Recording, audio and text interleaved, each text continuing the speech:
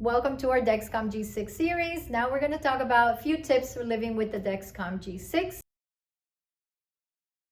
Sometimes you can get a sensor error message on your receiver or maybe through the app on your phone. Sometimes the sensor may fall out.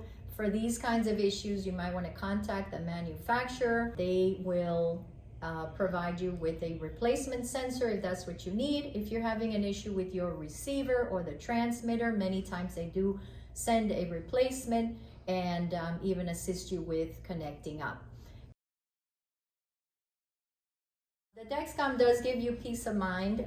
You're receiving your glucose readings every 5 minutes. You're always going to know where your sugar is throughout the day and night, and also through the trending arrows, you're also going to know where your glucose is heading, if you're trending up or down, and whether your sugar is rising quickly or falling. And then obviously have all that data that you can discuss with your doctor for better diabetes management. You can definitely do your normal daily activities while wearing the Dexcom sensor. It does not interfere with any of your daily activities. You can go swimming, do your normal activities. If you like to play sports, that's fine. All your normal activities, and it will not interfere.